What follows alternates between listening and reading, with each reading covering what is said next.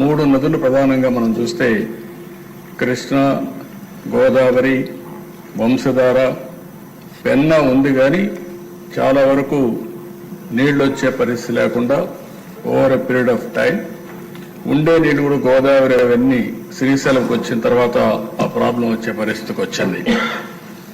ఈరోజు మన రాష్ట్రానికి ఒక గేమ్ చేంజర్ పోలవరం. నేను అందుకే అనేక సందర్భాలు చెప్పాను, పోలవరం ఆంధ్రప్రదేశ్ రాష్ట్రానికి ఒక జీవనాడి, ఒక వెన్నెముక. ఇది కానీ సమర్థవంతంగా కానీ మనం చేసుకోగలిగితే, అక్కడి నుంచి నదుల అనుసంధానం జరగగలిగితే ఈ రాష్ట్రంలో కరువుకు చెక్ పెట్టే పరిస్థితి వస్తుంది. కరువును నివారించగలిగితే బంగారం పండించే రైతాంగం ఉన్నారు, పెట్టుబడులు వస్తాయి, త్రాగునీటి సమస్య కూడా పరిష్కారం అవుతుంది. కొన్ని ప్రాంతాల్లో ఫ్లోరైడ్ నీళ్లుండి అనేక ఆరోగ్య సమస్యలు వస్తున్నాయి. ఈస్ట్ వెస్ట్ గోదావరి జిల్లాల్లో చూస్తే ఎక్కువ చేపల చెరువులు వచ్చే తర్వాత కలుషితమైన నీళ్లు తాగే పరిస్థితికి వస్తున్నాం. అయితే ఆ దిశ ఇక్కడే సభ్యులందరికీ కూడా, మీకే కాకుండా రాష్ట్రంలో ఉండే ప్రజలు కూడా అర్థం చేసుకోవాల్సిన అవసరం ఉంది.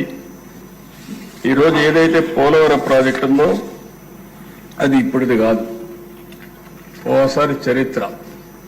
ఆ చరిత్రలో మనం చూస్తే 1941లో ప్రపోజల్ వచ్చింది. 1941లో దివాన్ బహదూర్ ఎల్ వెంకటకృష్ణ అయ్యర్, అప్పుడు చీఫ్ ఇంజనీర్ ఇరిగేషన్, అతను ఒక ప్రపోజల్ పెట్టాడు. ఒక స్టోరేజ్ రిజర్వాయర్ ఇక్కడ వస్తే బాగుంటుంది, గోదావరి పైన రావాలి అని ఆలోచించి ప్రిలిమినరీ ఇన్వెస్టిగేషన్ 42-44లో చేశాడు. అప్పట్లో ఒక జీవో కూడా ఇష్యూ చేశారు. ఆ జీవో ప్రకారం ఫర్దర్ ఇన్వెస్టిగేషన్ తొలిసారి మీరు చూస్తే 170 అడుగులు ఎత్తిపెట్టాలని, ఆ నుంచి 208 అడుగులు కూడా పెట్టాలని, దీనివల్ల 340 నుంచి 700 టీఎంసీ నీళ్లు పోలవరంలో, పేరు కూడా అప్పుడు పోలవరం కాదు, అక్కడ రిజర్వాయర్ నీళ్లు ఉంటాయని చెప్పి ఒక అవగాహనకు వచ్చారు. 75 నుంచి 150 మెగావాట్ల పవర్ ఉత్పత్తి చేయొచ్చు అనుకున్నారు. పేరు కూడా రామపాద సాగర్ ని సైట్ ని ఐడెంటిఫై చేసి అక్కడ ఈ ప్రాజెక్టు కట్టాలని చెప్పి ఆ రోజు నిర్ణయించారు. కడాన దిశ ఈ ప్రాజెక్టుని గోవిందరాజు అయ్యంగారని 5-6 ఆగస్టు 1947లో ఇవన్నీ కూడా కన్సల్టెంట్ గా ఉండి ఇవన్నీ ఎస్టాబ్లిష్ చేసి ఇది ఫీజిబిలిటీ ఉంది, selection of site for dam is the best available site అని ఫైనలైజ్ చేశారు. ఆ రోజు గాని ఇప్పుడు వచ్చినట్టు పోలవరం పూర్తయిన దిశ ఎస్ఎస్ఆర్ 47-48 ప్రకారం 129 కోట్లు, ఈరోజు 55,000 కోట్లు.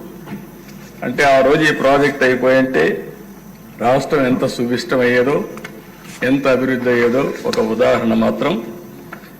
అది అయిన తర్వాత దిశ చాలా సమస్యలు వచ్చాయి, కానీ అందరూ మర్చిపోయాం. స్వాతంత్రం వచ్చింది, రాష్ట్రం వచ్చింది, మళ్ళా రాష్ట్రం కలిసింది, రాష్ట్రం విడిపోయింది. ఎన్ని జరిగినా కూడా అప్పట్లో ఎవరూ పట్టించుకోకుండా 15/5/1981లో మాత్రం అంజయ్య గారు ఫౌండేషన్ వేశారు.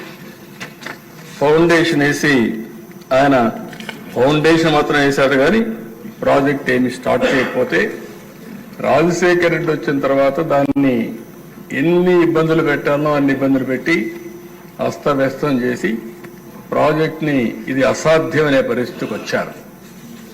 మొట్టమొదటిసారి దిశ రాష్ట్ర విభజన జరిగిన తర్వాత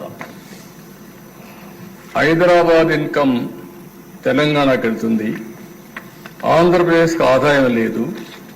కాబట్టి ఈ ఆదాయం రావాలంటే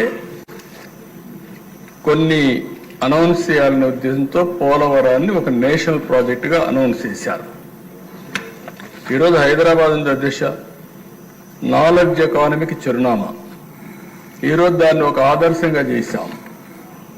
అలాంటి రాష్ట్రానికి అక్కడ ఇచ్చినప్పుడు దీనివల్ల మనకు పూర్తిగా ఫలితాలు రాకపోయినా ఇక్కడి నుంచి శ్రద్ధ పెట్టాలనే ఉద్దేశంతోనే ఆ రోజు నేను ఒకటే ఆలోచించా. 1 అమరావతి, 2 పోలవరం. ఈ రెండు మనకు రెండు కళ్ళుగా తీసుకుపోవాలనే ఉద్దేశంతోనే రెంట్ పైన కూడా శ్రద్ధ పెట్టాం.